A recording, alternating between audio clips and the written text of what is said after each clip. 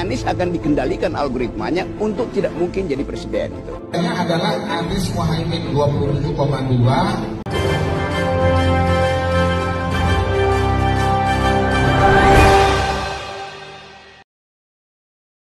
Assalamualaikum warahmatullahi wabarakatuh. Jadi kemarin sempat viral video di sosial media, yaitu rapat internal kubu Paslon 02 yang bocor di sosial media. Dalam rapat tersebut yang digelar pada 5 Januari 2024 membahas hasil hitung cepat atau quick count Pilpres 2024. Padahal pencoblosan sendiri baru berlangsung pada Rabu 14 Februari 2024. Nah, parahnya lagi hasil quick count ini sama persis dengan yang ditayangkan di berbagai TV nasional. Kok bisa hasil quick count pada tanggal 14 Februari 2024 sesuai dengan apa yang disampaikan oleh Qodari di rapat internal pada 5 Januari. Artinya masyarakat menilai bahwa ini quick count ini sengaja diciptakan oleh lembaga-lembaga survei untuk mempengaruhi opini masyarakat bahwa Paslon 02 memang memenangkan pemilu di Pilpres 2024 ini. Nah, kalau kita merujuk dengan apa yang disampaikan oleh Rocky Gerung, di mana Rocky Gerung pernah menyampaikan bahwa Anies Baswedan tidak bisa memenangkan Pilpres 2024 ini karena memang sudah disetting oleh Jokowi supaya Anies tidak bisa memenangkan. Tentunya dengan banyak melibatkan lembaga-lembaga negara untuk memenangkan 02. Dan kecurangan ini dikenal dengan kecurangan TSM terstruktur, sistematis, dan masif. 5 Januari hasil pemilu kok sudah terbaca sama Qodari. Ternyata benar apa yang dikatakan Rocky Gerung soal pemilu 2024 ini. Ya. Maaf ya di prank ya. Ya. Tapi ini kan prank yang enak ya. Prank yang menyenangkan. Nomor 2 adalah Anies Mohaimin 27,2. Peringkat ketiganya Ganjar Mahfud. Angkanya 16,9. Itu kan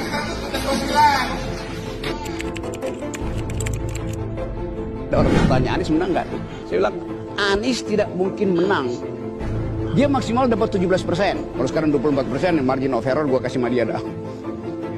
Waktu itu saya bilang karena ada penghalang, lalu orang marah pada saya. Saya bilang kalau dia mau menang, singkirkan penghalangnya. Siapa penghalangnya? Ya Jokowi. Itu dasar argumen saya waktu itu tuh. Jadi tetap kalau kita lihat dari awal tuh yang nggak bakal Jokowi itu mengizinkan sedikit pun ruang bagi Anies itu. Kan itu artinya begitu Anies jadi presiden 2 minggu kemudian Jokowi ditangkap KPK kan itu. Bukan karena Aniesnya tapi karena desakan politik. Jadi semua ide perubahan itu diaklamasikan dalam suara Anies itu. Maka orang akan tuntut pada Anies itu. Anda presiden kan, persoalkan money laundering yang pernah terduga pada keluarganya kan. Itu masalahnya tuh. Demi itu Jokowi tidak mungkin mengizinkan Anies itu. Kalau Ganjar ya masih gampang lah karena masih dikendalikan itu kan. Dan itu yang terbukti itu.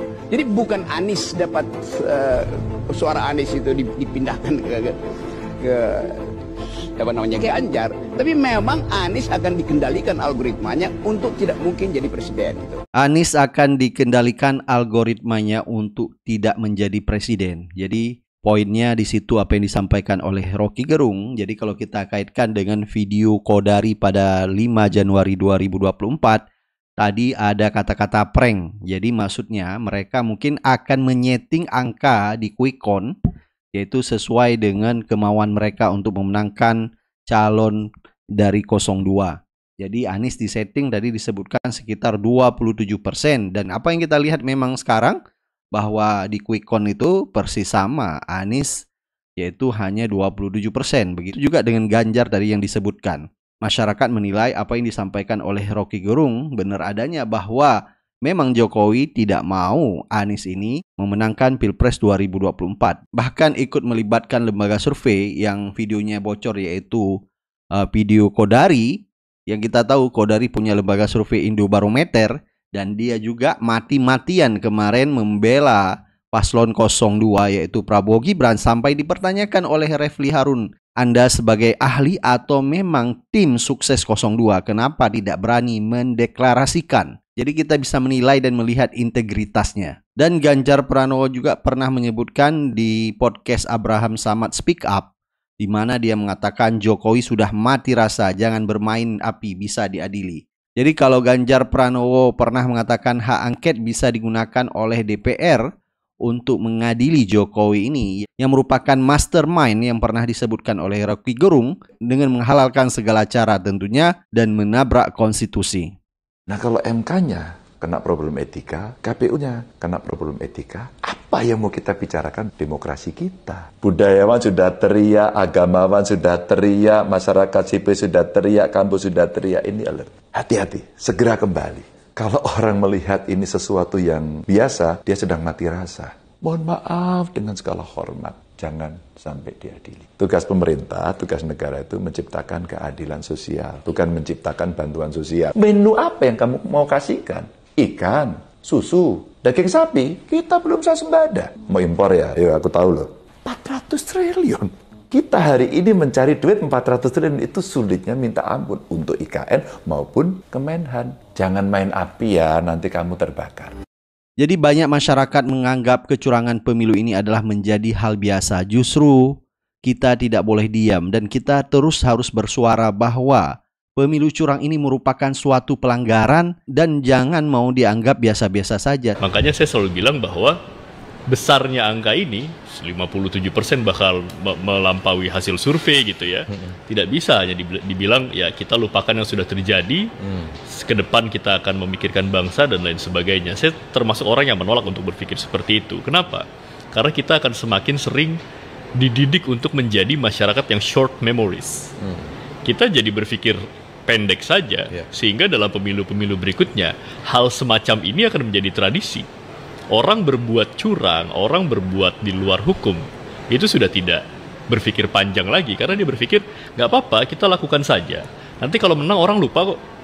Kan itu yang mau diajarkan ke kita sebagai pendidikan politik. Nah itu yang kita tentang sebetulnya. Bahwa pemilu ini memang benar-benar curang dan lebih parah daripada pemilu sebelumnya. Dan juga banyak tokoh masyarakat, bahkan Yusuf Kala mengatakan bahwa pemilu ini terburuk sepanjang masa. Saya umur begini mengalami pemilu sejak pertama. Tidak ada proses pemilu seburuk ini. Jadi menurut Pak JK ini paling buruk? Paling buruk. Zaman Orde Baru memang ada arahan, pengarahan. Tapi itu yang dibuatnya, sistemnya yang dibuat. Sehingga katakanlah, oke bikin hanya tiga partai. Ya. Nah, itu dibuat. Sehingga orang mengalir sebetulnya menuju situ. Tapi setelah saya lihat perilaku teman-teman yang baik yang bersaing baik penguasa, termasuk presiden yang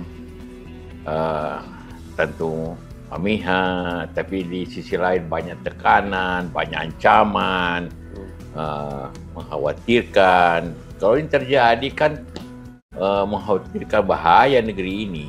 Kalau suatu demokrasi dengan ancaman, dengan penjara, dengan tekanan dari bawah ke atas. Jadi kami keputusan saya harus berpihak kepada yang lemah. Jadi benar sekali kata Yusuf Kala, pemilu 2024 ini pemilu terburuk karena terlibatnya penguasa yaitu Jokowi. Demi hawa nafsunya memenangkan paslon 02 yang tentunya ada anak kesayangannya di situ. Jadi segala pelanggaran pun dilakukan. Bahkan dengan menggerakkan berbagai instrumen negara. Dan ini benar-benar sangat menyedihkan sekali. Runtuhlah, hancurlah demokrasi bangsa Indonesia ini yang dibangun mulai tahun 98 dan Jokowi pun tidak terlibat di dalamnya, yaitu bukan pelaku reformasi, tetapi dia malah menghancurkan demokrasi kita. Jadi narasi untuk memakzulkan Jokowi dengan banyaknya cawe-cawe Jokowi di dalam Pilpres 2024 ini sehingga melahirkan pemilu curang sudah selayaknya memang dilakukan dan ini sudah banyak disuarakan oleh tokoh-tokoh masyarakat. Sejauh mana efektivitas angket untuk menjawab ketidakpercayaan publik? Nah, sebetulnya hak angket ini sebagai satu langkah politik yang selama ini kan kalau kita menggunakan langkah hukum, kita dijebak oleh rezim yang berkuasa, oleh penyelenggara. Selesaikan masalahnya, masalah pemilu itu ke Mahkamah Bawaslu, Mahkamah Konstitusi. Persoalannya kalau TSM itu nggak mungkin diselesaikan ke Mahkamah Konstitusi, karena Mahkamah Konstitusi sendiri termasuk yang terstruktur. Jadi Mahkamah Konstitusi itu juga bagian dari struktur itu tadi, terstruktur. Makanya kita sebut kita nggak punya trust kepada lembaga peradilan. Contohnya apa? Karena anaknya presiden sendiri juga diputuskan oleh Mahkamah Konstitusi, kayak gitu kan. Nah, jadi ada iparnya di situ dan seterusnya. Oleh karena itu yang dilakukan langkah politik. Kalau di 2009 dulu saya mengatakan serahkan kepada rakyat, nggak usah ke Bawaslu, nggak usah ini. Udah selesai. Terus juga paling juga mereka, Anda juga nggak dijadikan nggak maksudnya gini. Apakah Anda mau ngotot untuk bisa menang? Kalau nggak mau ngotot untuk bisa menang, serahkan kembali kepada rakyat. Tapi kalau Anda pergi ke Mahkamah Konstitusi, diketok palu oleh Mahkamah Konstitusi, maka Anda wajib untuk taat pada putusan Mahkamah Konstitusi. Persoalannya pada saat diketok palu itu, apakah seluruh yang namanya terstruktur masif dan sistemik itu, pelanggaran itu hilang? Enggak. Nah, makanya saya selalu mengatakan ini pemilu itu penyelenggaraan politik ya, jadi terbesar di dunia, the most complex election system on earth, the biggest election in the world. Anda nggak bisa dibawa ke, kalau sudah begitu banyaknya kecurangannya itu, pelanggarannya itu masif, terstruktur dan sistemik, maka langkah politik yang diambil. Lah persoalannya kan kita selama ini oposisi, partai politik kita sudah kena apa? Tersandra juga, tapi harapan itu harus tetap ada. Ya, jadi harapan itu harus dibangun bahwa masih cukup banyak politisi kita, wakil-wakil rakyat kita yang tetap memikirkan perjalanan bangsa ini. Hasilnya kira-kira apa dari putusan politik nanti?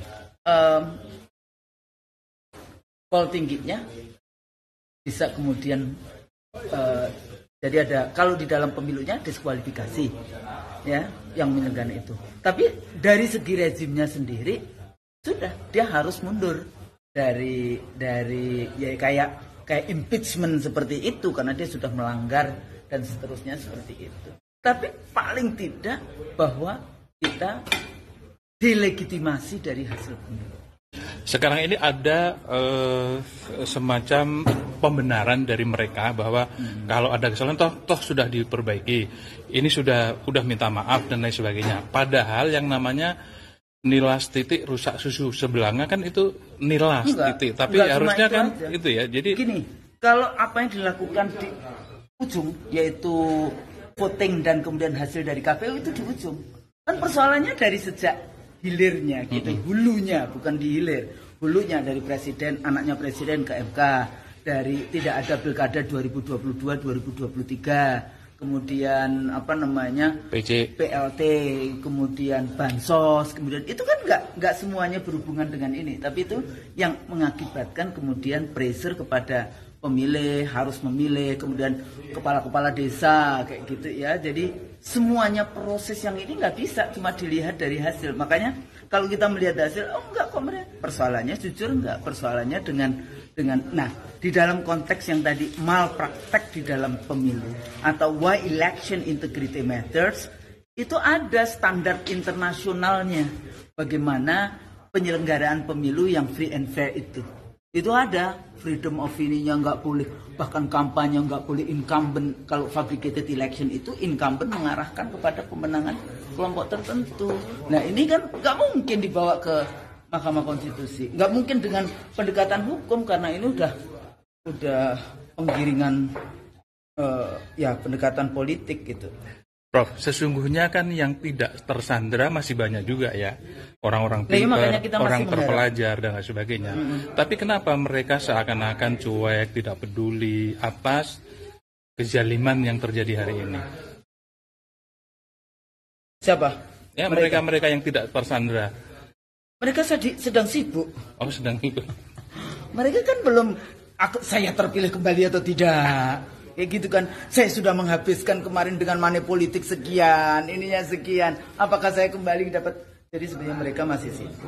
Kita berharap lah, nama saya Husnul Maria, jadi harus berhusnudzon kepada politisi yang memang masih punya akal sehat. Jadi benar sekali kata dosen UI tersebut ya. Jadi kecurangan pemilu 2024 ini tidak mungkin dibawa ke Mahkamah Konstitusi. Karena MK sendiri merupakan bagian dari terstruktur, bagian dari hulu terjadi kecurangan di pemilu 2024 ini. Jadi kalau masalah kecurangan pemilu ini dibawa ke MK, jadi bisa dipastikan paslon 02 tetap memenangkan. Karena mereka sekarang pun sudah mengatur strategi jika masalah ini dibawa ke MK. Yang kita dengar sekarang pamannya Gibran sudah melakukan gugatan di PT UN. Bahkan sekarang pun hakim MK yang bernama Saldi Isra dilaporkan ke MK. Jadi ini sengaja memang strategi dari mereka supaya bisa memenangkan kasus gugatan sengketa pemilu ini. Jadi tidak bisa kita berharap banyak di MK. Jadi sudah tepat sekali hak angket ya. Ini harus segera digunakan untuk mengadili kecurangan Pilpres ini. Bahkan kita berharap Jokowi pun segera dimakzulkan. Baik, silakan Anda beri pendapat dan komentar Anda. Kita akan ketemu di video selanjutnya. Assalamualaikum warahmatullahi wabarakatuh.